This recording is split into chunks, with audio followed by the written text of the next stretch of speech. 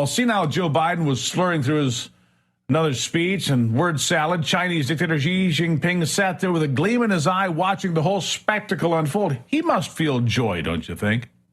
When he sits in the front row and witnesses such weakness, he's going to look at it and go, man, I've got this guy. He'd already declared that Taiwan is his for the taking and that the one China policy will continue to be the policy they will follow. And he warned the American president that a war between America and China would most likely erupt over the island of Taiwan if the U.S. tries to prevent it from being overrun by those communists. And then Joe Biden frittered away the American dominance and artificial intelligence on the battlefield, agreeing to limit what we develop and use. Of course, Xi made the same promise, but you can't trust a communist. That's the difference. And that's a fact. It's always been a fact. You can't trust a communist. You cannot trust those that will look you right in the eye and lie, because they know they can do it and they'll never be held accountable because they've always lied. You know, like the time they told England, oh, heck, Hong Kong, you can enjoy self-rule for another 50 years through 2047. That, of course, was a blatant lie ripped out years ago. And yet China just smiles and tells the West, hey, we'll be good from now on. Of course, they say that.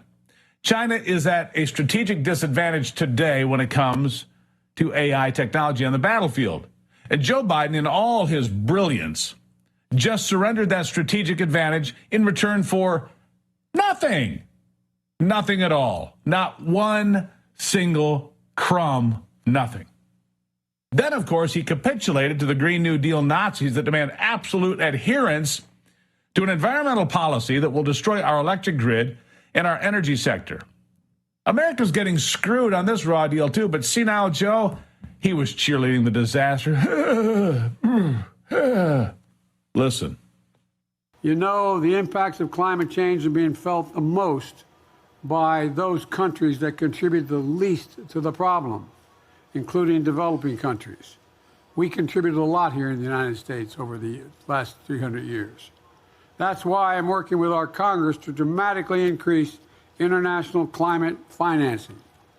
And this year, the world is on track to meet the climate finance pledge that we made under the Paris Agreement of $100 billion collectively. I've also asked Congress for another $25 billion to strengthen the role of the multilateral development banks in fighting the climate crisis, as well as starting with the World Bank. Because climate security, energy security, and food security, they're all related, as all of you know. I'm not telling you anything you don't already know.